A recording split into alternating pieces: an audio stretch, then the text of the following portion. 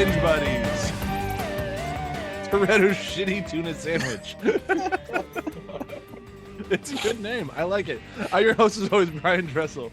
With me, as always, is Matt. These names are so dumb today. Zombie Dog Horsey Horseless Dykes. Even though I know that it's cars, that doesn't sound like a car. Is that like one of the first cars ever? Okay, it's like, it's like a horse. Because that would be perfect. Like if they were from movies. Like at least you give me the Batmobile. I'll take that. No, I haven't read the description on this at all, other than it's from 1899, and it was the first ever car. Not much of a car. It sounds like a Kentucky Derby winner. Yeah, doesn't it? We also have hold on, I gotta find a better one for him. This one works. We have Joel Scripps-Booth Bi-Autogo DeWitte. I like Joel's better. Can I hear that again? Scripps-Booth, which is a hyphenated word. Scripps, Okay. CRIPPS, Booth. Bi-Autogo, Bi-Autogo, AUTOGO, and it's from 1913. That's like the serial killer of card names. I mean, yeah, it sounds like some sort of supervillain's car.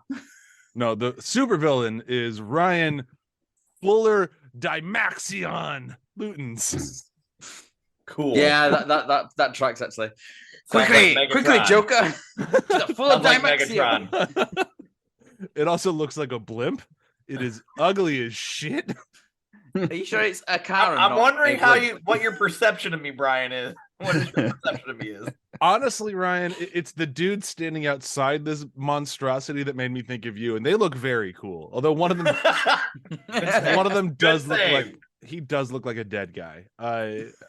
Just so everyone can listen to everybody, find the photo that I'm gonna show people. Is he dead inside? Is that what you're saying? No, he looks like a skeleton. Like he looks like a dead guy. Oh, he literally looks like a dead guy. Yeah. Yeah, that dude's like 1 hour from death. Holy shit! Okay. Why is he stood next to Vladimir Putin? I don't know. Call me Skeletor. I mean, he looks more like Skeletor than Frank Langella did in Masters of the Universe. It looks better skeleton looking.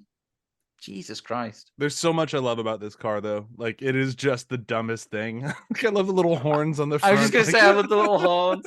The little horns held on by Phantasm. By Phantasm ball. Yeah. Fuller Dimaxion is now my dream car. Is it weird? Is it like, it kind of looks like a Klingon bird of prey at the front as well? It looks like it's got way over my head with the Star Trek reference. Well, it looks like it's got the torpedo launcher at the front. Oh, it does kind of, yeah. Yeah, I love that car. I want that car. I'm never gonna have that car. Which is what many people said about the franchise we're gonna be watching this next few 10 way more than 10 weeks, because we have to take a big break possibly after the next episode, but we'll discuss that later. But we just had to get something out this week. We had to start the show on the week that Fast 10 came out. That's the whole reason we started this. So I hope everyone's really excited for this Friday when most of the world will go see Fast 10. Although, according to early numbers, less than the most of the world that saw Fast 9. But we'll see how it goes. These movies have been kind of bona fide hits from the get-go, with the exception of poor 3 Fast, 3 Furious. I've been a fan of these things since they first started coming out. We've mentioned, or I've mentioned in our like little internal chats, I've got a fair bit of nostalgia fueling my love of these movies. I remember going to the $2 theater, or it might have been a $5 theater by that point, in the Quad Cities with my dad to go see it on like some boring ass Sunday when we had nothing to do. So we go to that like super cheap theater where you got free popcorn with your ticket, but the popcorn sucked. There you go. And it was like it was just one of those like days of like, we got nothing to do. It's Sunday. Let's go see a movie. And my dad and I both just laughed our way through the entire thing. Like, you just kind of have to enjoy it for the stupidity that it was. And I never stopped enjoying these things. So that's kind of why we're here today. But I think Ryan's the only one on the show who's actually seen all of them along, not with me, but as well. Yeah. Joel and Matt are coming at this kind of new, right? Correct. Yeah. So I Ryan, remember watching the first one Like, and this is how much it dates when I watched it, because I remember watching the first one when it was on TV or something, and basically turned to my friend who I watched it with and said, "Gone in 60 seconds is better." Yeah, there's not 10 of those though. Yeah, exactly. Ryan, what about you? So I mean, I've seen every movie as they've come out, and I remember thinking about things. You know, the first one's fine, and the second one you're like, oh God. And then the third one's like, where are they going with this? And then the fourth one's like, oh man, just kill it already. And then you get to 5. And 5 legitimately changes everything. 5 is one of my favorite action movies, out there. It is legitimately good, like a legitimately good movie. It's not just the fact that it's an action, like it is a very well done film. Thanks, Justin Lin. Why couldn't you do that with the other 2? We'll get to that. But then you got I can argue for 4. I really like 4. 4's okay, but I feel like it's just a run of the mill, like going through the motions. It's okay. It's definitely okay. It was their safety movie to be able to greenlit 5 without 4. And I see that. We'll discuss it in like 20 weeks when we get there. 7 weeks. But no, after 5, you get like these genuinely good movies that just keep coming out. 6 was great, 7 was fantastic, 8 was okay, 9 was back to a little bit of form. 9 was good. Yeah, 9 was good, and now you got X. And what's funny though is X has roots. If you watch the trailer and you've seen 5, X has roots to part 5. So it's just, and what I really love about this series too is how future movies like 6 and 7 have roots in 2, 3, and 4. So it's just, the writing in this, when you look at it long term, is really well done, and how they kind of go about and make sure things stay relevant. And I mean that because when I was watching 2 again, 2 is an awful movie, but I genuinely like, okay, now for like the universe as a whole, this is okay. I'm okay with this movie. It's not the best, but there's things that I like. The characterization of certain people, how they're trying to tie everything in, it really worked for me. But we'll get into that when we talk next week. Yeah, we got next week for that one. Yeah. Spoiler alert, I actually prefer 2 to this one. I've liked 2 a little bit more as the years have gone on, but we'll talk about it next week, because I actually like this week's a little bit less. Like every time I come back to it, I still like this movie, but it's probably my least favorite. Might be my least favorite. We'll get to it. Joel, go ahead. So, like you said, I've got no experience with this. I was smiling through the first half of this movie like the entire time. Number one, all the races are fun, and the visual effects that they put into it, you can feel the speed in all of it. Like the speed whirring by, the kind of shakiness but not overly done, the kind of frenetic panic that's going through all the characters as they play it out. And all of the characters in this movie are strong characters. Strong in terms of personality, but also very quickly you get a sense of their persona and who they are in a short amount of time. And so that kind of larger than life sensibility, it really worked for me. Yeah, and that might actually be a good place to start with this. We're going to do our best to kind of move through this thing as chronologically as we can. But even the franchise at large does not want you to move through these things chronologically, because they themselves are not in chronological order. 3 takes place after 6, 7? I think. 7? Is it 7? Yeah, like although like their phones are definitely from like 2006, but the storyline legitimately takes place like after part 7. Even just forget the fact that they have old flip phones. For Matt and Joel, you'll find out, and it's a good payoff. I promise you. It absolutely very good payoff. You have to get to 6 first in order to find out the payout. Okay. But like that's the thing. So like we're gonna do our best to move through this chronologically, but since these movies don't even follow their own rules, we're gonna do the best we can. But I think that the characters are really kind of a good place to start, because this movie, it really sets up these very 2 strong, as Joel put it, leading men. And I actually think their characters, for the most part, they nail in this first movie. They don't really change too much throughout. Like Bryan, I think, solidifies a little bit more next week in part 2. He doesn't really change much beyond that character in 2, but it's still with little mixes of this one. But Toretto, the only thing that really changes in him throughout the rest of this franchise is he gets a little more mumbly. And I don't blame the character, I blame the actor for that. I think he just got older and just can't open his mouth as much unless he's saying I am Groot. But like otherwise, I think they did a good job. Like I really do enjoy everybody in this movie. Enjoy is a strong word. Some of them are just blatant assholes that you don't really want to spend time with. But they also did a good job. One of my issues is like one of the characters who's literally he's angry. That's it. He's angry, man. That's his character. His character is I am angry at everything. He's angry all the time. Matt, blue balls is a serious thing. You don't blame him, you blame Mia. Blue balls is a serious thing. His like just unbridled excitement when he's talking to I'm blanking on her name now, Toretto's sister. Jordana Brewster, Mia, thank you. I knew Jordana Brewster, but I'm trying to remember their character names. But when he's talking to Mia and he's like, what's that restaurant you wanted to take me to? And he just gets so excited. He's like shaking. Cha cha cha. Yeah. You can take me there. So it's like oh, that poor guy. He had to feel that one. Fuck him. He was an absolute arsehole immediately upon seeing a guy eating in the restaurant, and he's like, I'm gonna mess him up. Not restaurant. It's like, oh, I'm gonna beat him up. He's eating there. How dare he? It's a territorial thing. That's what's driving his anger. So like I agree, his characterization is just unbridled anger, but you can sort of step back and figure out the rationale behind it and the motivations for it. Can you imagine him like during the script reading and be like, so my motivation is anger. And I've got no other emotion. Wait, now I need to understand something. How bad is the tuna that I know he's lying? Like say, well, it's green. Like it has to be so bad that as soon as he says I like the tuna, I'm like, fuck you, no, you don't. I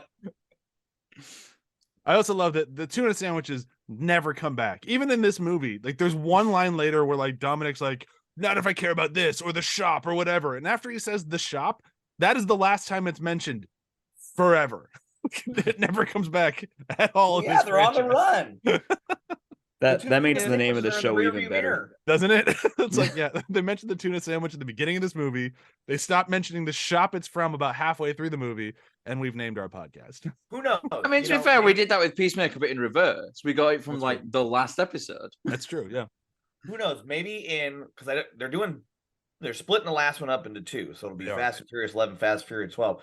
Maybe it'll be Return of the Tuna. I don't know. Maybe Verona will be the big baddie and who's the guy who orchestrated. They have a way of bringing these things back, but we'll get into that when we talk part 2. But and they do.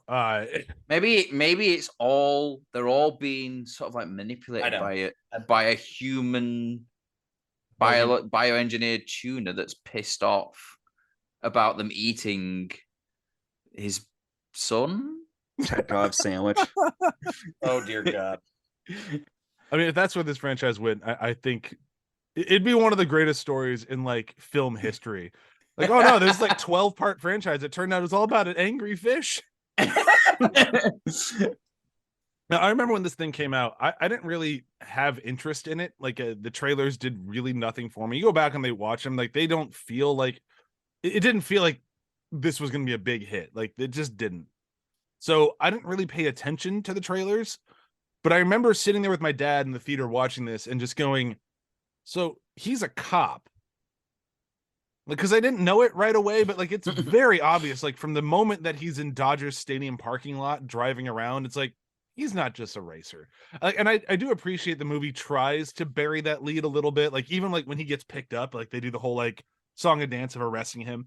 But I think it's kind of like at that time it was Paul Walker's just kind of attitude or maybe his acting.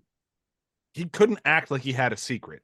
It was so obvious that he was hiding something that it's like, okay, so he's the cop. Like clearly that one. Yeah, the persona at that point was overconfidence, underqualified. Yeah.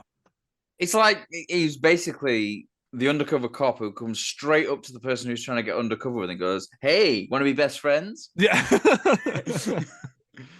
But I do like that the overconfidence, underqualified aspect of it, because it does really kind of fuel car puns. The rest of his. Is that going to be the rest of this series?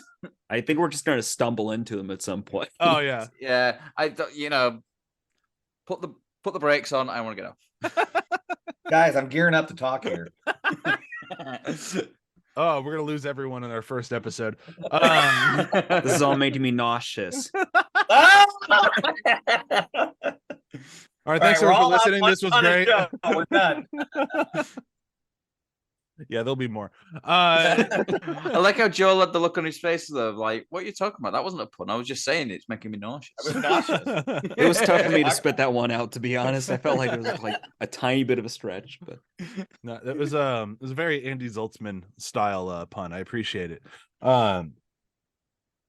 Anyhow, so talking about Paul Walker in this movie, that whole confidence thing, like that is something that really does inform the rest of his character. I won't go back to the pun. Because throughout the rest of the movie, he is considered the second best driver. And he kind of is in this too, which is interesting because you get the idea that he is the best driver on the police force. Like he is the best. He smokes everyone else. No one else can even hold a candle to him. And the second he gets on the street, he gets beaten. It's like, oh, you're nowhere near as good as you thought. Yeah. Well, it's like it's that sort of argument, isn't it, between like people who are really book smart, but then they go into like like you go to university, you learn everything, every bit of theory and all that stuff, and then you go into the real world, and it's like, oh, that's completely out of the window. Like when like as a racing thing, like when you're trying out like who's the best driver on the police force, you essentially driving against people who are following rules to a certain extent, and then the minute you get put into a situation where there are no rules, it's gone. It's completely out the window. Like, and you're like, oh fuck, this is a new way that I need to get used to driving. And I think that's when we sort of see that he becomes that second best driver, because he's sort of like his mindset's changing a little bit to like, oh, okay, there's no rules now. I need to just go all out, forget what I've done before. I need to learn very quickly as to how these guys work and like do it that way. Yeah, it's like being in a friend circle and being able to beat the shit out of everybody in Street Fighter. And then you go to college and realize that, no, you're a joke compared to everybody. Yeah, exactly. That felt very personal, Joel. I'm sorry for your college days. I kind of deserved it after the way I treated everybody in high school. But I can kind of see you as like someone going, yeah, you just got beat down, bitch. It was more so for me, it was Halo. Like I wasn't the best in our high school friends of Halo, but I'd hold my own. Like I'd usually get like second, or like sometimes I'd eke out of first place. I went to college. I'm like, oh God, I am terrible at this. Yeah. My confidence was permanently shaken. I still feel like I'm shitty at Halo because the first week in college. It's like when you play like, Call of Duty or something like that. Like you do the single player and you're like, yeah, I'm pretty good. The minute you go into like multiplayer and like dead straight away. It's like, oh, I suck. Yeah, oh, this is rude. But what we were saying about Paul Walker and Brian Connor's character, it really speaks more to like what Ryan was saying earlier. Like these movies really do move through each other. Like there is a through line. Like the movies might be wildly different in tone and execution, but the stuff that Brian learns in this movie, he carries over to next week's movie. Like there's stuff he pulls in that movie that the Brian, the beginning of this one, wouldn't. And I think that stuff's really important. I think that's partially why this fan base has gotten so big over the years, because it really does reward watching the whole thing. You can watch 5 and have a great time, but if you've watched everything, you have a better time. And I think that starts right out of the gate with this movie. Like the stuff that happens in this movie really does carry over. And it's interesting that we have characters like Jordana Brewster, where they never really figured out what to do with Mia, like beyond her being like Brian's girlfriend or Brian's wife eventually. Sorry, spoilers. But like beyond that, they didn't really figure out much to do with her, but she still feels integral to the movie. It still would feel weird if she wasn't there. And so they it's do like that. they set her up as a driver as well in the first film. Yeah, she doesn't really do that much. I don't know, like having not seen the rest of them, so that she is set up as like, as someone who can drive. Like there's that weird sort of date thing they go on where she's driving and like not looking at the road at all as well. Like I noticed that, so that's a common theme in these films so far. It's like no one has their eyes on the road. Oh no. At most she's kind of a vehicle or in between Brian and Dom. Yeah. Right. I mean Bryan has the motivation of wanting to date her, but also that's where they kind of build the trust between each other. I gotta be the bridge of the gap here. You know, in later movies, we see this whole idea of, oh God, I can't believe I'm doing this. Family. You guys will find out what that means. But like, these films will teach you the meaning of family. They really will. They do. They really will. But no, like Mia is the catalyst essentially because of things that are going to happen down the road. Like, you know, she is, you know, Dom's sister, and then as things go on, it just progresses. And I'm not going to spoil things, but I don't know. It's like, you know, when you think about the theme of family in the whole movie, it all starts with Mia because she is the one that is, you know, Dom's sister. She's the one who is the love interest of Bryan. She is the one that is essentially pulling the family together. And she's the innocent. Yeah. In all this. Yeah. She knows what's going on. She very much knows that her brother is dirty, but she doesn't know specifically what. So yeah, she stays out of it in that terms of innocence. Yeah. And it's not like they still use the character well, which is what's important. Right. The woman who didn't get a lot in this movie, but she just grows to be one of the biggest characters in the franchise is Letty, Michelle Rodriguez's character. Like, yeah, she is very just there to be. She's kind of the TNA character in this thing, which is like, yeah. And they do a better job than just making her that character because she's a driver. She's fully integrated in the crew. She's helping out. She's the one who does the She's driving. a badass. She's a fucking badass. Like she drives through under the semi truck. That's her car doing that stunt. Mm-hmm. Like Letty is amazing, but they don't really. The movie kind of seems to not realize that, which I know like probably Cohen, the director, would be like, oh, fuck you. Yes, I did. But it doesn't feel like that. It feels like, oh yeah, we got this hot chick over there who's driving a car, but wait, she's really holding her own, but they don't really showcase her in that way. It's like this weird, like, kind of push and pull of like, no, we just wanted a hot chick in the car, but also we hired Michelle Rodriguez, who's a fucking badass. So I guess she's gonna do both, and the movie just kind of lets her do whatever she wants. Was she a badass at this point though? Because isn't this like one of her first films? Resident Evil. Yeah, Resident Evil. Was this? But no, Resident Evil was after this, wasn't it? I think they came out in 2002. This was post, I believe. Well, either way, this was kind of like, this was the role she was looking for. She wanted to be the badass girl. And I'm not sure if this character was written. Before. It was before? Matt wins. Oh, okay, cool. Yeah. Only in one other movie before this, and it was that boxing movie, Girl Fight. Oh, she was so good in Girl Fight. And then after this, it's Resident Evil and Blue Crush. So, yeah, she was really popping off right then. But, like, it was cool that they let her be the badass in this movie. Because it didn't feel like the type of movie that would let her do that. Like, you'd almost expect her to be riding shotgun, like in Toretto's car at every time. And they never did that with her. And, like, that was great. And I think, too, with Letty is, I think Michelle Rodriguez understood her purpose was, it's almost like the silent bodyguard. You know, you think about, you know, James Bond movies and you think about the female henchmen and things like that. You know, she could hold her own, but she was that maniacal presence behind Dom. She can kill somebody with a look. And she does in this movie. Just when she's looking over her shades, I'm like, all right, sorry, I'm gonna back off now. Sorry to bother you. Yeah, it's like the race was it race wars in in the desert where she pulls up against, like, there's like guys like, oh woman, oh I'm gonna kick your ass, and she just does this look over and just like pushes this, and doesn't she do it with a middle finger as well? Does she like push him up like that? Yeah. And then like absolutely just destroys him. Yeah. She's a presence when she's not even speaking.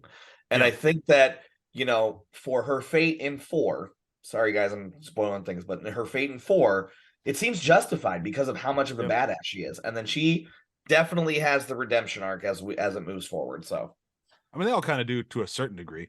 Maybe not Toretto. Toretto's kind of he's pretty much cardboard cut out the entire fucking series. Like, I love Turetto, don't get me wrong, but he's good. He's kind of the most boring character in these things. Family.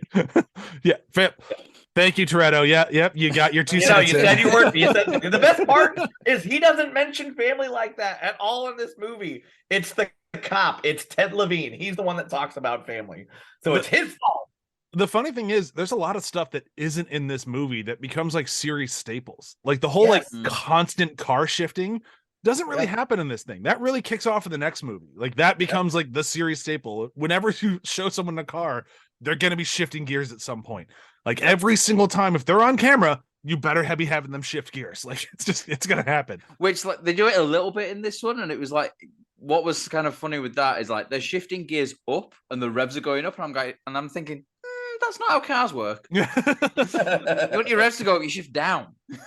Yeah, they by the part of, I want to say by the probably about part 4, just don't pay attention to which way they're shifting because they're just shifting all the time. Just close-ups of the feet like hitting the clutch and like coming off the accelerator all the time. Like it'd be really great if at one point there's just a wide shot and somebody's just stalled out. Just sorry guys, just go. I'll catch up. Too much noise. What I did find really funny about this, and it seriously dates the film. Like the high ticket items that were stolen were DVD players and TV and VCR combos. Oh yeah, my Panasonic. and he's like, yeah, they're worth 1.6 million. I'm like, what did they do? Steal 1.6 million of these DVD players? I mean, yeah, it was 2001. But even then, they weren't worth that much. Surely they would have had to have stolen. I mean, a lot, like a lot of truckloads. Truckloads, yeah, they'd have to steal truckloads. Yeah, but truckloads, not one truck. We know they stole at least 2. That's true. Well, I mean, they successfully stole at least 1. Yeah, the second one, he does get away at the end of the second one. Yeah, you're right. Yeah, and like just going back to the cars as well, like with like looking like they've run over sunbeds. that's very kind of dated thing. I just found my note about the DVD players, and it was $6 million in DVD players, and my note was, that was overall, wasn't it? Yeah, like one of them was 1.6 million, yeah, and then I think one truck was 1.6, so maybe that's it. They just stole 6 trucks. But my note to that one was like, nowadays I think that would buy all of them. All the DVD players, please. Yeah, in the world. Yeah, you'd probably have some money left over. How many pawn shops would you have to go to? I mean, a lot. But hey, dude, I want to fence these DVD players. Really, dude? We've gone on 2 generations since then. We got 4K Blu-ray players here. No, I got these DVD players. Okay, how much do you want for them? 1.6 million. How many of them have you got? A couple of thousand. Loads. How many have you got? A couple of thousand. I'll give you $5. Yeah, that'd be a steal. So I want to talk a little bit more about like just kind of like how these characters interact throughout this movie, because I want to end with the stunt work. That's kind of where I want to end this thing, because that's really what I think is what brought people and kept people watching this movie throughout the years. But a little bit about these characters interacting, because we've been kind of hitting around a little bit, but there's one scene in particular that I think it kind of showcases where the rest of the franchise goes, like thematically and like character interacting wise. And it's after that first race where Bryan shows up, and I love that first race. It's probably my favorite sequence in the whole movie. Where Bryan shows up at the end to save Toretto as he's getting chased by cops, and they race and they go and save each other. They go and get some plot thrown at them for a little while. The plot to this movie is really forgettable. But when they go back to that party, like when they meet up, like I love everything at that party. I love that's where we get Corona, which they insist on drinking throughout the rest of the goddamn franchise. They really take that note to heart. If you can have any beer in the house, as long as it's Corona, like that, that holds. He really has a thing for Mexico. Really does. He does. Why don't you just fucking go there then? He does at the end of the movie, but you guys didn't see the post-credit scene. Yeah, I skipped it. Yeah, I didn't realize it was a I've seen it before. I didn't realize it was a Marvel driving film down. It's literally just him driving down a desert road saying, "I live my life a quarter mile at a time." Yeah. That's such a bad line. You can tell they're really proud of that. Well, they tried quite a few lines in this thing. None of them held. Yeah. The dialogue at times you do go some of the lines. That was me all watching too. Yeah. I mean, I don't know which one has worse lines. I'd probably go with this one. 2 does. Because 2, we'll talk about it next week, but 2, the courting lines fit the tone, whereas this one, they break the tone. I will say that 2 does not. I always agree because this film, like, I think this film takes itself way too fucking seriously. Like, way too seriously. Like, the introduction to Toretto, where he's just like this, almost like a silhouette, and he's like, I'm so fucking cool. I'm gonna drink my soda. I'm just hanging around back here. I'm ignoring. It's like, Dom, will you sort this out? And it's like, I'm just gonna ignore it. You need to shout at me a few more times. Then I'm gonna turn on and look cool. Then I'm gonna get a guy fired. Yeah, it's like, I've got to wait for the sun to be in the right place. I mean, how much money does Toretto spend at Harry's shop so that he can fire his employees? Like, good Lord, the amount of power he has of that store. You work at Harry's, right? You just got fired. Like, Jesus. And then Harry still would fire him. I didn't expect to see a male Karen in this film, though, to be fair. Yeah. Like, I want to speak to your supervisor. You're fired. I mean, and all just because he wanted to eat a shitty tuna sandwich. Exactly. Wasn't asking for much. Or what haven't we hit on this thing? I was going to talk about that party, but we kind of just steamrolled past it. We haven't talked about stupid cameos. Hello, Ja Rule. Oh my God, Ja Rule. Well, another kind of one of the things I wanted to talk about was the music, and actually that kind of fits into it as well. It's like the music dates this film as well, because it's like they're not going for what's a good song that fits the thing. They're just basically going, oh, what's a cool song of the time that's going to get the kids in? And it's like, when Rolling by Limp Bizkit came on, we're like, oh, I feel like I'm 13 again. Joel's laugh is everything. Oh man, I was unashamedly a big Fred Durst fan in middle school. Oh, yeah. So was I. Yeah. So was I. Like Rolling, My Way, and what was that one they did for Break Stuff? Break Stuff. It's just one of those days. You don't want to wake up. Everything is fucked. Everybody sucks. You don't really know why. You want to justify ripping someone's head off. I can keep going. No, the one that they did for Mission Impossible 2 as well, which was around the same time as well. Yep. So what I got to say about this, since you brought it up, is Bryan and I made this. The music in this, the entire series is on point.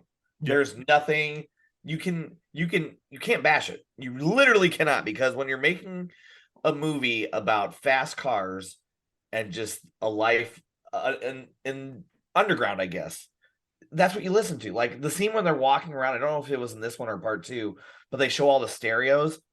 That's what I imagine things to be like. The music in this just definitely hits, and it just, like Bryan said, it definitely dates it and makes it more of a nostalgia piece. But that's that. I mean, but look at the cameos. Like they have Ja Rule in this one. You've got Ludacris in the next one, but Ludacris becomes more of a staple. But I mean, it's just, and by 5, he's a full-blown main character. Right. Like it's amazing to see how, when you go back and watch these movies, how much of a time capsule they are. You think about, Matt had made the comment about masculinity, and when you have movies about gearheads, of course there's going to be some type of masculinity. Guys are trying to always one up each other. Look at their cars. That's just what it is. I mean, you're not going to have toxic. It's a competitiveness that runs inherent in that type of person. Yeah. I know people that care about their cars. So yeah, the cars thing, it is almost like, it's the sort of like the gearhead version of the dick measuring contest. Look at the size of my engine. Look at the size of my stereo. Like, I got, and like the thing with I've got a PS2 in my car. Yeah. It's like the playing like Daytona USA or something. Yeah. Horribly. The guy's cruising USA. Yeah, it's like he's crashing all over the place. It's like, I hope he doesn't drive like that in real life. So this is what I don't want to do. Okay, cool. I've got the crashing out of my system. Now I'll do it for the real car. Not inside the car thing, but that makes sense too. Like, people who love football and they'll play Madden and only Madden, What do you got against me? I don't play Madden. Okay. But like, if you look it up, like there's plenty of lists that will go like the best music from the Fast and Furious franchise. Like people get really amped up about the music because beyond this first movie, and even the second one a little bit, but like they really spent their time finding the right songs to fit the tone of these movies.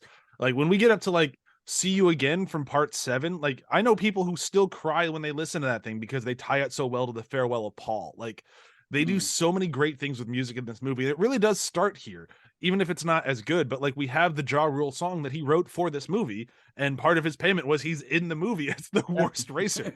But it's, Monica, what it is, no! Menage a trois! Menage! It's the Miami Vice thing, really. Like, so in the 80s, you've got Miami Vice, which was using a lot of this, like, it was the music of the time. It's just the music of the time that they were using ended up being these sort of like really classic music, whereas the music of the time that they used for these films is kind of forgettable. Like, you know, the music in that time, it is very much of its time, whereas a lot of the, like, you know, 80s stuff, it's become its own kind of genre, really. Like, you know, that 80s like power ballads and stuff like that kind of, you know, it kind of became a thing in the 80s. And because I think that's what, so this is doing the same thing that Miami Vice did, but it's just the period it's doing it in, the music wasn't as sort of unforgettable, I guess. And it's not really unforgettable, but do you know what I mean? Like it's the music has aged better from that was used in those. So you don't look at it and go, I mean, you look at it and go, oh, it's 80s as fuck as Miami Vice, but it's all, you don't sort of like, you're not sort of like sitting there going, oh yeah, this song, I'd forgotten about this song. It's kind of like a song that you do remember. Whereas with this one, like, you know, Rolling came on, I'm like, oh, I'd completely forgotten about this. I'd completely forgotten that Limp Bizkit were a thing. Yeah, and that's kind of what I was saying earlier with, like, it's more of a problem in this movie, because I think by the next movie, the songs that pop up are songs I'm still familiar with. Like, when Act of Fool starts up, I'm like, I know Act of Fool. Like, every time I hear that song, like, oh, there's Luda. Like, I definitely, like, that one's not like, oh, I remember that song. It's just like, oh, yeah, I'm familiar with the Luda song. Yeah. It's more of a problem in this one, but I think that also could be just both a function of the times and the budget of, they did not, when Rob Cohen set out to make The Fast and the Furious, he was setting out to rip off a movie from the 80s, not to make a 10-movie spanning franchise. Like, I mean, that was the thing, yeah. So this is when we look at this. That's the producer. Sorry, he's done every movie. That's fair. I think that's the thing. Like, you look at this film, and it's like it's difficult to kind of like separate it from the rest of the series. When actually, this is the first one in. Wasn't really planned to be a series. It was one of those things like, well, if it's really successful, we'll do a second one. But they never like it, you know, if you go back in time and say to Rob Cohen, it's like, you know, there's going to be 10 of these. They're going like, really? He's like, I'm not going to direct any of them. Yeah. This is what I'm going to say about the series is that, you know, the first two are completely, the only thing that they have in common is Neil H. Morris, but he is prevalent through the whole series. He's the guy that produced these things. But Gary Scott Thompson wrote the first one and did the screenplay with David Ayers, who did like Training Day. So that kind of like that bad boy feel. He also wrote the story, did not do anything else with the screenplay for the second one. And then it was turned over to Justin Lin and Chris Morgan. Justin Lin was the director, Chris Morgan, and he wrote every movie, story and screenplay. So when you hit Tokyo Drift, you can start to see like the inner workings of how they're going to start pulling these things together, especially with the end of 3 and how they hold it. I mean, there's just things, but we'll get to that when we get to it. Well, I think that's the thing, isn't it? Like, by the time you get to a third film that's doing successful, it's like, okay, we have a series now. We can start looking long term on, like, you know, building almost like a like a Bible, as it was, like, you know, like a series Bible for these things. And we'll get to that when we get to 3 and 4 and whatnot. But a lot of that has to do with hiring Justin Lin, because he stayed on for 3, 4, 5, 6, and then he left for 7 and 8, and he came back for 9. But like Justin Lin is like, without Justin Lin, you don't have a Fast and Furious franchise like that. Correct. He's the director that made all this happen, and he's just not involved yet. So you can see how these feel wildly different. But even he needed time to grow. Like 3 and 4 feel different than 5 and 6. Like he needed to kind of flex some muscles too. Now I love Justin Lin. I wish he did more, but he's always known as a Fast and Furious guy. And his Star Trek didn't do very well, even though I think it was better than both the Abrams ones. And it's like, I really like Justin Lin. I wish he did more. I should probably watch that Star Trek film, but like, it was one of the things like after Into Darkness, I was like, fuck that. Like, have you not seen Beyond? There were a lot of. You should. As a start, Chewie, my wife, is a diehard Star Trek fan. She hates Into Darkness. She watches Beyond rather regularly. She's like, this is a solid Star Trek movie. Right, I'll watch it then, like, because that's always been the thing. It's like I despised Into Darkness. As you should. It's a shitty movie. There is a moment in that film where I made the entire cinema audience who was in there with me piss themselves with laughter. because I just went fuck off in the middle of like. Was the it whole audience just burst into laughter. Yes, Fuck it off. was. It was the bit where the pasty white guy says, "I am Khan," and I just went fuck off. Yeah, that fares. That tracks. I try to say that's fair and that tracks at the same time. It came out. Yeah, That's I was like, is that an American thing? I'll just let it go. I mean, sadly, yes. We combine words and we just try to pawn it off as like, no, that's what I meant to say. Kafefe. Anyhow, Kofifi. There's a few things I'm like going through my notes because they're just random things that I took. One of the things I just noticed, floppy disk. Oh my God. And it's like a full-on like 3D things like that wouldn't fit on a floppy disk. Nope. And then the other one, because this is not going to come up naturally, but I'll just like they're having sex while she's still wearing her leather trousers. Sure. What is this? A Phantasm film? Got the Reggie special. But that's it. I think we could go back to like talking like in some sort of coherent structure. The one thing that we have not talked about that we do need to finish up with this thing before we move on to the end of this is we have to talk about the stunt work, because the stunt work in this is partially why I think the movie was such a hit. Like you watch that trailer, you go back to it, they show that shot of the car driving underneath the semi, and this is before CGI, so someone fucking did that. Some of it is CGI. Oh, some of it is, but like looking at it, like some of the car stuff, because you can tell because the cars are moving like cars don't move. But that bit with that the one semi, was real. That's real. You can definitely see that. What I mean by this is like before like CGI. This is basically anything that takes place, or any movie that came out pre Iron Man was basically pre using CGI to fully fucking replace things. Like certain things tried it, like Revenge of the Sith is like always my big one. Like there's a shot they just didn't get, so they just use fully animated people, and it looks really weird, and it always bothers me. So like this is when they're still trying to learn that stuff. Yeah. It's like the fights in Blade 2. It just it looks so weird because it looks odd. Yeah. So this is still in that time frame. So the idea of having in your script the car drives under the semi, you have to go, fuck, I have to drive a car under a semi. Like there might be ways to like make it safe, which I'm sure they did, but you still had to get cars going probably between 20 to 30 miles per hour and drive under a fucking semi.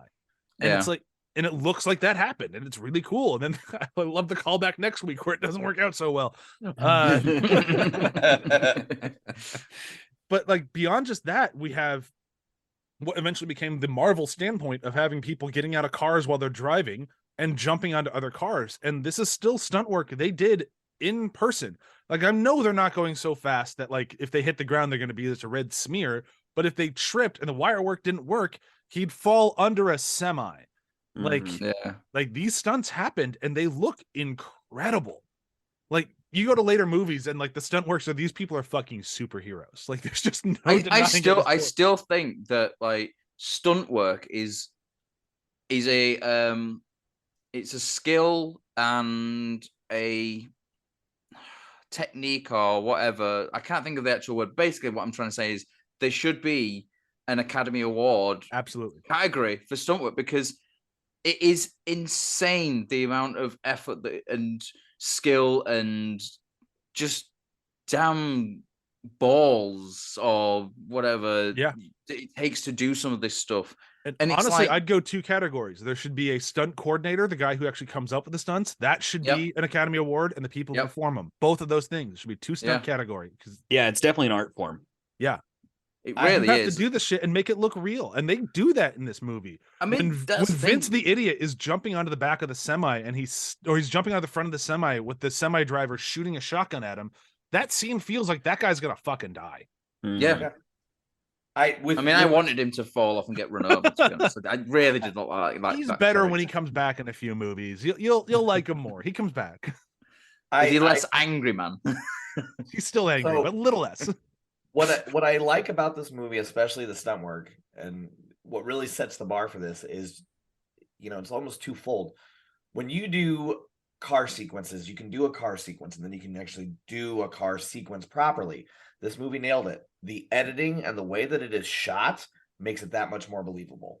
I think the way that everything in this and how they filmed these action sequence makes it that much better. And a testament of that goes to Rob Cohen, who essentially is he does a lot of action movies. He did Dragonheart, Daylight.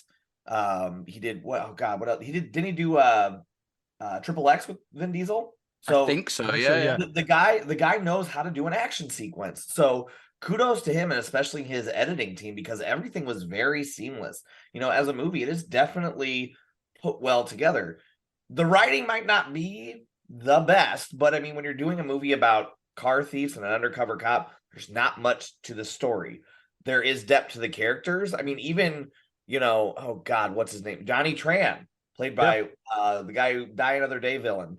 I can't remember. Like it was, but like his character, like when he gets mad at Toretto about how they came into his house, like felt that. Like, oh yeah, this movie definitely has its moments, but it's so underrated because people just kind of interpret it as this mindless action film, which it is. But there's actually some very good elements to this movie, like the action sequences that are very well directed. So kudos to the stunt team and the editing team and Rob Cohen. and Rob Cohen, and like those actors that we just kind of like breezed over, but the Johnny Tram and like the right hand guy to Johnny Tram, like he later plays, like he's a character actor, like he pops up all the time. He was a main character on the show Grimm. Grimm, yes, he's great in Grimm. Chewie made me watch Grimm. I never gave it a shot, and then like I fucking love Grimm now. Grimm is fantastic. It's the dumbest show, but it's so good. It's so good. Fuck. That's like Rob Cohen. Like we were just saying, Rob. He started off. Like, he did at least one episode of Miami Vice. I think he did a few of them, but he did one of it's an episode called Definitely Miami, it was like a lot of people, like I used to be on Miami Vice from ages ago. I like the show, go figure. And like people would always say like, what's the coolest looking episode of the series? And like so many people would say Definitely Miami, because it's got this there's a very unique look to that episode, and I think it's kind of like a lot of that comes from Rob Cohen. I mean, I know that like Miami Vice was very highly stylized, and a lot of that came from like Michael Mann having his rule book of like what you could and couldn't do. But like you bring in directors, they could put their own sort of like you put directors in a series which is actually taking cinematography seriously as well. It allows these sort of like these newer directors to play a little bit, and I think that's where you've got a lot of very skilled directors starting out on that series as well. And Rob Cohen, as he will have learned on there how to shoot action and taken it further in these films, and like he's a very good director. The other thing he'd pick up on Miami Vice, and he'd really carry, I'm not sure if he picked it up there, if it's just who he is, which would make sense. But it would work well in Miami Vice and has worked well throughout his entire career, is this guy clearly really enjoys melodrama.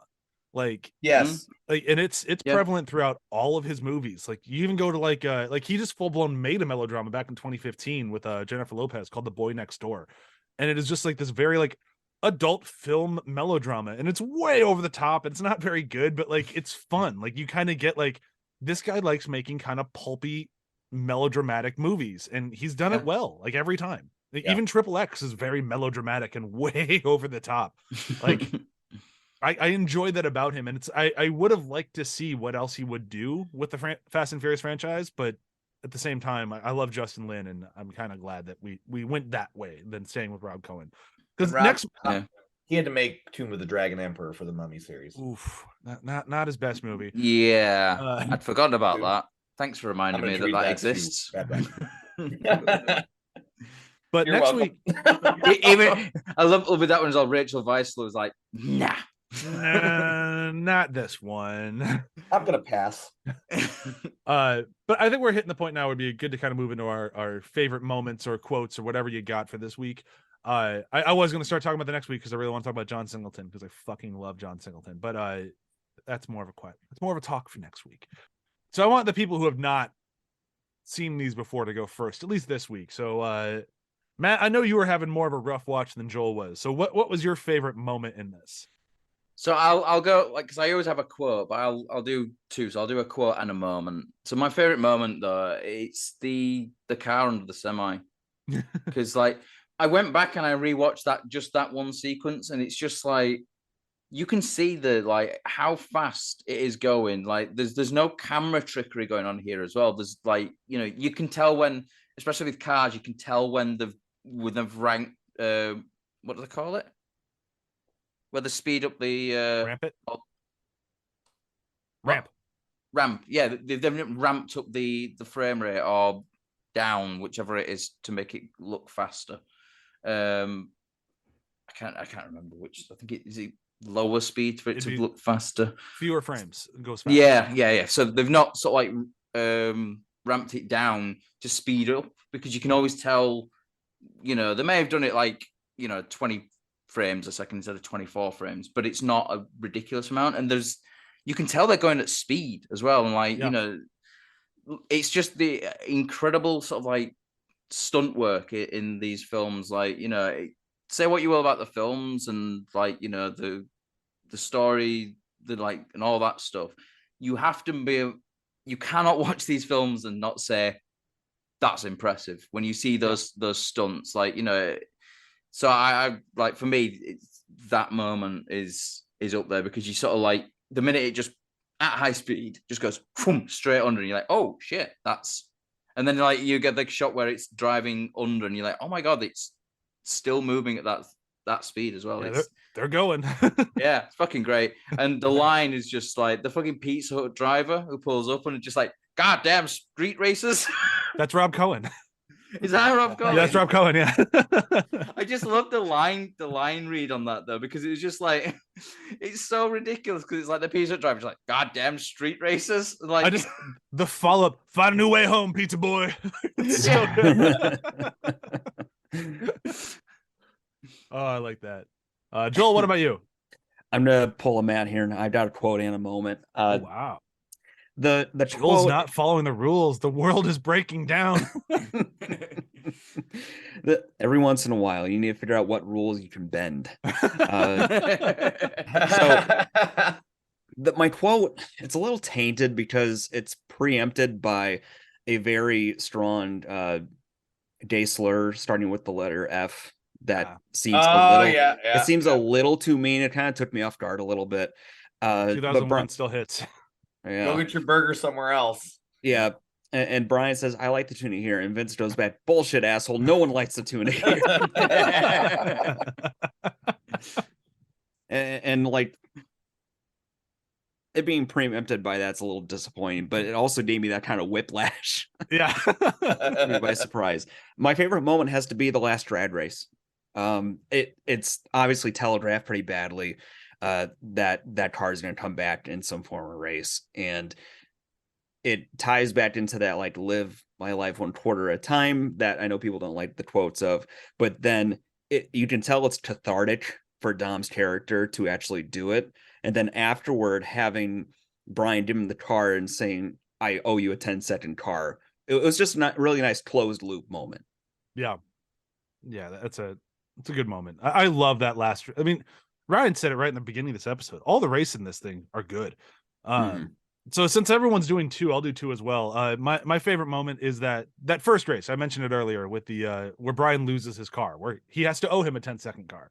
Yeah. I love everything about that race, and even my favorite line will come in right after that. They're all tied together. It's after the race is done, and Brian just rolls up to the starting line with the shit-eating grin on his face, I did it. Yeah. And just that, I almost had you. And that Dominic's reply was so good. You almost had me? You never had me. You never had your car.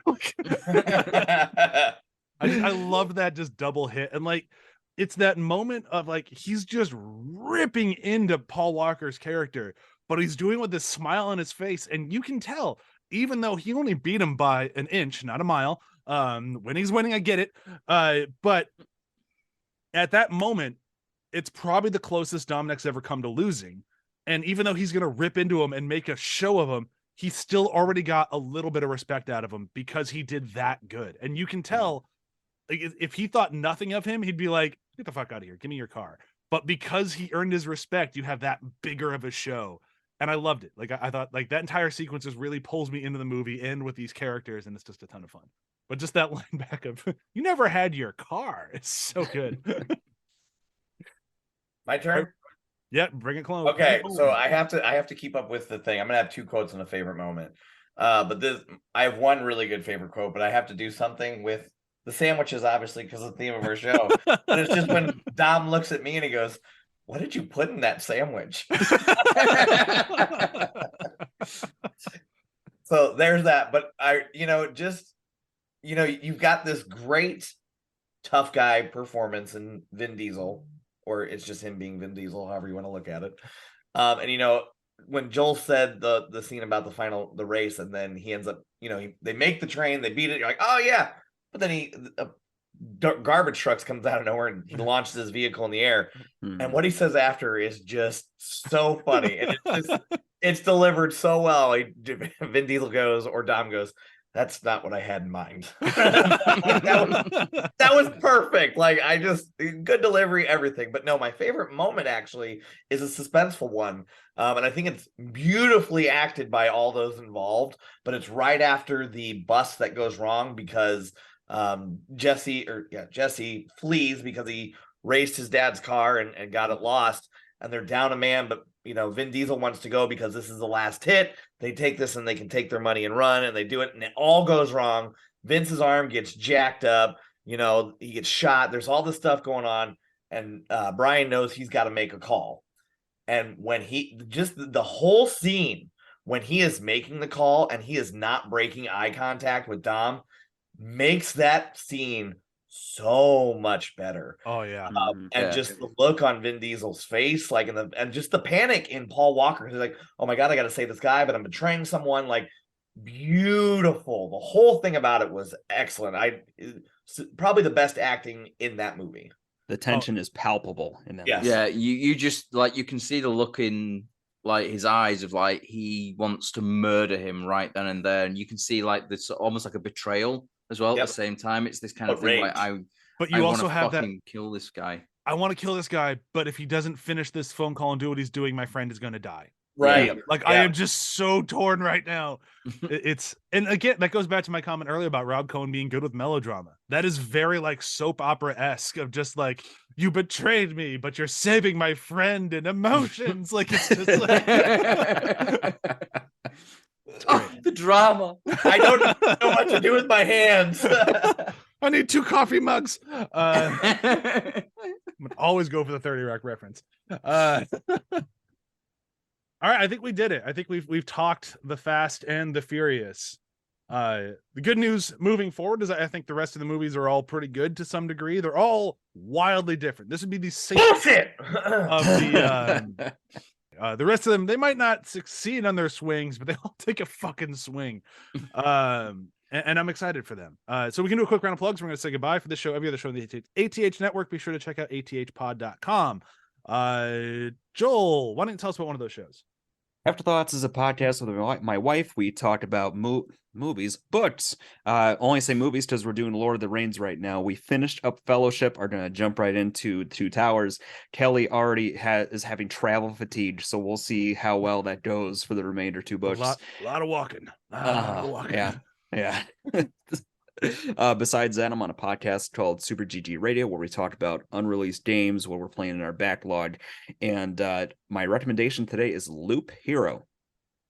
I've heard of that one. I've been actually looking. I want to try that one. Yeah, it's caught me. So I think I heard about it from you. I'm not one I've heard of that. I think Joel told me to play it.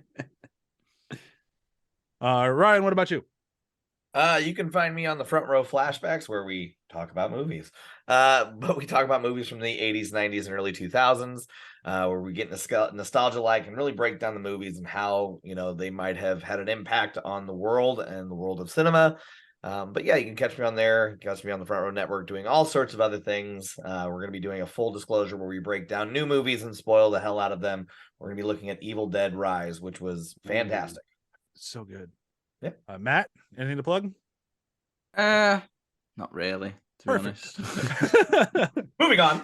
Moving on ever so quickly. All right. Well, thank you everyone so much for listening to our first episode of Dominic Toretto, or just Toretto's Shitty Tuna Sandwich. That never show up again. Never once again. But it still felt like the right name for the show, so we're sticking with it. Be sure to tune in next week. Sorry, I have Invisalign. I'm getting used to talking around these fucking plastic things in my teeth. Be sure to tune in next week when we talk Too Fast, Too Furious. Everyone's favorite fucking titled movie. Okay. Bye. Bye. Bye. Bye.